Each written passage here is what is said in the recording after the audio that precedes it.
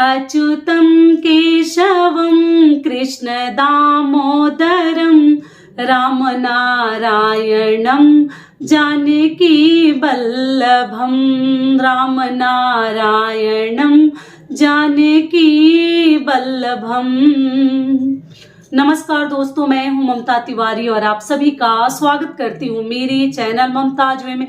कैसे हैं आप सब, तो ये बताने के लिए कमेंट बॉक्स में श्री हरि विष्णु जरूर लिखे। तो चलिए दोस्तों, आज हम इस वीडियो में जानेंगे पूर्णिमा, पौष पूर्णिमा का व्रत हम कब रखेंगे, श्री सत्यनारायण भगवान की कथा हमें किस दिन कहलवानी है, पूर्णिमा के जितने भी नियम धर्म है, स्नान दान, वो सभी कार्य हम किस दिन करेंगे, पूर्णिमा तिथि कब से प्रारंभ हो रही है, कब समाप्त हो रही है, और पूर्णिमा के दिन साथ में हमें सर्वार्थ सिद्ध योग भी मिल रहा है। तो ये बहुत ही अद्भुत समय है। अगर आपको कुछ खरीदारी करनी है तो उस दिन उस समय में जरूर कीजिएगा, वो टाइम भी मैं आपके साथ शेयर करूंगी। अगर आप लोग गहना लेना चाहते हैं, कपड़ा लेना चाहते हैं, कई ऐसे महत्वपूर्ण कार्य हमें पूर्णिमा के दिन करने हैं, वो सभी कार्य और नियम मैं आपके साथ शेयर करूंगी। ध्यान से वीडियो को सुन लीजिएगा। तो चलिए वीडियो को शुरू करते हैं। इससे पहले दोस्तों, अगर आपको मेरा वीडियो पसंद आता है तो प्लीज आप मेरे चैनल को सब्सक्राइब कर दीजिएगा, बेल आइकन को प्रेस कर दीजिएगा, जिससे कि मेरे वीडियो के नए नोटिफिकेशन आप सभी के पास सबसे पहले पहुंचे। तो चलिए शुरू करते हैं और सभी महत्वपूर्ण बातें जान लेते हैं। तो सबसे पहले दोस्तों आपको बता दूं, पौष माह की पूर्णिमा कब है। तो पूर्णिमा का व्रत हमें कब रखनी है, बार बार आप लोग के कमेंट्स आ रहे हैं, दीदी व्रत कब रखते हैं, क्योंकि एक दिन पहले ही व्रत रखा जाता है और स्नान दान की पूर्णिमा अगले दिन होती है। तो आपको बता दूं, आप किसी भी प्रकार के संदेह में ना पड़े। आपको पूर्णिमा का व्रत हो या श्री सत्यनारायण भगवान जी की कथा हो या स्नान दान के सभी नियम विधि हो, सभी कार्य आपको 25 तारीख को करने हैं। 25 जनवरी को दिन क्या है, गुरुवार, बड़ा ही शुभ संयोग है और उस दिन सर्वार्थ सिद्ध योग भी हमें मिल रहा है। तो आप किसी भी प्रकार के अगर खरीदारी, पुष्य योग आपको मालूम ही है, रवि योग और पुष्य योग का संयोग, अद्भुत संयोग हमें उस दिन प्राप्त हो रहा है। तो आप लोग चाहे तो किसी भी प्रकार की शुभ चीजों की खरीदारी अपने घर में कर सकते हैं। तो कौन कौन सी चीजें मैं आगे आपके साथ शेयर करूंगी। तो आपको बता दूं कि देखिए, पूर्णिमा के दिन व्रत जो रखते हैं वो 25 तारीख को ही व्रत भी रखेंगे। दिन है गुरुवार, और जो गुरुवार का व्रत रखते हैं तो आप दो व्रत एक दिन रखकर भी, दोनों तो विष्णु भगवान का ही है, पूर्णिमा भी व्रत विष्णु भगवान के लिए है और गुरुवार का व्रत भी विष्णु भगवान के लिए ही किया जाता है। तो आप दोनों व्रत एक दिन ही रखकर उसका संपूर्ण लाभ प्राप्त कर सकते हैं। ये क्लियर हो गया। पूर्णिमा तिथि कब से प्रारंभ हो रही है, तो आपको बता दूं 24 जनवरी दिन बुधवार को पूर्णिमा तिथि रात को 9:51 पर जैसे शुरू हो रही है, प्रारंभ हो रही है। ऐसे मैं टाइमिंग ऊपर डाल दूंगी, एग्जैक्ट टाइम क्या है, और समाप्त हो रही है अगले दिन 25 जनवरी को दिन गुरुवार को रात को 11:23 पर पूर्णिमा तिथि का समापन हो जाएगा। ऐसी स्थिति में उदया तिथि को ध्यान में रखते हुए मैं 25 तारीख को पूर्णिमा का व्रत जो है रखनी है, स्नान दान करनी है, कथा कहलवानी है, सभी कार्य हम 25 तारीख को ही करेंगे। ठीक है। आप लोग के बहुत सारे कमेंट्स आ रहे थे, दीदी पूर्णिमा कब है, और 25 तारीख से पहले अगर आप लोग तिल खरीदना चाहते हैं माघ चौथ के लिए तो आप लोग तिल खरीद लीजिएगा। 25 को भी मान लीजिए आप चाहे तो खरीद सकते हैं, लेकिन उससे आगे आप लोग नहीं खरीद सकते।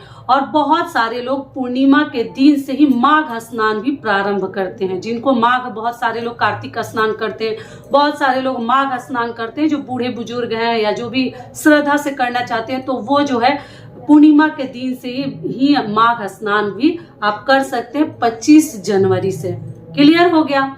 अब चलिए आगे जान लेते हैं पूर्णिमा के जो भी नियम विधि है। तो देखिए, पूर्णिमा के दिन और अमावस्या के दिन किया गया हुआ हर एक कार्य अपने में श्रेष्ठ और महान माना गया है, या वो स्नान हो या वो दान हो। तो आप सुबह सवेरे अगर नदी सरोवर आसपास है तो सुबह जल्द उठकर वहां जाकर स्नान कर ली, नहीं जा पाते तो घर में गंगा जल डालकर मिश्रित करके भी आप लोग स्नान कर सकते हैं। ठीक है। लेकिन साथ में गर्म पानी से भी आप लोग कर सकते हैं। गंगा जल उसमें मत डालिएगा, ऊपर से छिड़काव कर लीजिएगा। गर्म पानी में गंगा जल नहीं मिलाते हैं। ये क्लियर हो गया। अगली चीज क्या है कि पूर्णिमा के दिन आप श्री सत्यनारायण भगवान की कथा चाहे तो अपने घर में पौष पूर्णिमा के दिन बहुत सारे लोग करवाते हैं, तो आप चाहे तो करवा सकते हैं, अगर नहीं तो आप सुन सकते हैं, कथा जो है सुन सकते हैं। सिंपल साधारण विधि से विष्णु भगवान की आप पूजा पाठ कर सकते हैं। और आप लोग गुरुवार का अगर व्रत रखती हैं तो आप लोग व्रत रख के शाम को मीठा भोजन भी कर सकते हैं। दोनों पूजा एक साथ ही कर लीजिए, ठीक है। और जो लोग पूर्णिमा का व्रत रखते हैं तो वो तो शाम को जैसे चंद्रदेव को अर्घ दे के ही अपना व्रत खोलते हैं, पूरे दिन फलाहार पे रहते हैं और कई लोग निर्जला रहते हैं। तो आप अपने घर का नियम देख लीजिएगा, आप किस प्रकार से करती हैं वो देख लीजिएगा।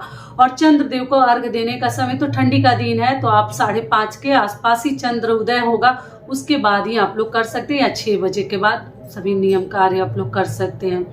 अगली चीज क्या है कि आप लोग पूछे दीदी पूर्णिमा के व्रत में तो हम भोजन करते हैं तो क्या कर सकते हैं। तो देखिए बहुत ऐसा नहीं है कि नहीं कर सकते हैं, लेकिन पूर्णिमा के अगर आप व्रत रखें उसमें फलाहार करें तो ज्यादा बेहतर है। लेकिन देखिए वहीं पर कई लोग मीठा भोजन करते हैं, जिनको मान लीजिए फलाहार उतना नहीं मिल पाता है, बहुत सारे लोग जैसे मीठा भोजन करते हैं, हलवा हो गया, रोटी दूध हो गया, ऐसी सब मीठी चीजें खाकर भी व्रत रखते हैं। तो आप अपने घर का नियम देख लीजिएगा, जिस प्रकार से आपके यहाँ किया जाता है ठीक उसी प्रकार से आप लोग कर सकते हैं, फलाहार भी कर सकते हैं और भोजन भी कर सकते हैं, किंतु नमक का सेवन ना करें। ये क्लियर हो गया। अब चलिए आगे जान लेते हैं। तो देखिए पूर्णिमा के दिन ये सभी कार्य तो हमें करने ही है, और गुरु पूर्णिमा है, मतलब गुरुवार के दिन ये पूर्णिमा जो है पड़ा है, तो इसका जैसे कई गुना महत्व ना बढ़ गया है, तो इसका सोना में सुहागा हो गया है। और उस दिन हमें सर्वार्थ सिद्ध योग भी मिल रहा है, रवि योग के साथ साथ पुष्य योग भी मिल रहा है। तो आपको क्या करनी है कि उस दिन अगर आपके घर में शादी विवाह का मतलब माहौल है, गहना वगैरह खरीदना है, सोना चांदी, तो आप पूर्णिमा का दिन का ही चयन कर सकते हैं। तो आप उस दिन सोना चांदी की भी खरीदारी कर सकते हैं। आप लोग पूछते हैं दीदी नया कार लेना है, घर की रजिस्ट्री करवानी है, या घर में कुछ नया खरीद कर लानी है, तो एक तो गुरुवार के दिन मैं हमेशा बोलती हूँ कि कुछ भी नया खरीदारी आप लोग कर सकते हैं, कुछ भी नया कार्य कर सकते हैं। तो उस दिन तो पूर्णिमा भी है, सोना में सुहागा हो गया है, सर्वार्थ सिद्ध योग भी आपको मिल रहा है। तो कोई भी चीज अगर खरीदना चाहते हैं तो आप लोग पूर्णिमा के दिन ही खरीदें, ठीक है। अगर ये सभी चीजें नहीं खरीदनी है तो कम से कम अपने घर में पीला चीज आपको कुछ भी खरीद कर लानी चाहिए। उसमें अगर हल्दी है घर में है भी तो एक्स्ट्रा खरीद के रख लीजिए, बहुत ही शुभ और अच्छा होता है। ऐसे सब दिनों पे हमें खरीदारी जरूर करनी चाहिए। पीला चंदन हो गया, और भी पीला चीजें अगर आपको कुछ याद आती है तो वो भी आप लोग खरीद कर घर में ला सकते हैं, ठीक है।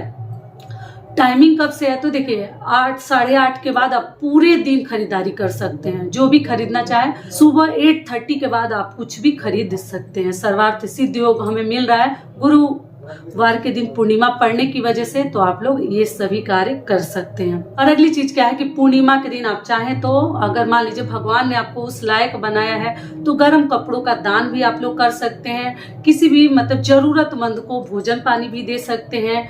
आप जैसे अनाज वगैरह ब्राह्मण के भर का मतलब आपको दान भी करनी चाहिए। बाकी कुछ करें या ना करें, मान लीजिए अनाज भी करते हैं, कहीं देने लेने वाला कोई नहीं है तो पैसा का भी दान कर सकते हैं। तो आप जरूर कुछ न कुछ अपने हाथों से आप लोग दान कर सकते हैं। और पूर्णिमा के दिन यही नियम है कि देखिए अगर घर में पूजा पाठ है श्री सत्यनारायण भगवान जी का, तब तो हमें सिंदूर लगानी चाहिए। और गुरुवार के दिन देखिए बहुत सारे लोग पीला सिंदूर नहीं लगाते हैं, जब कोई व्रत पड़ जाता है पूजा पाठ रहता है तब लगाते हैं।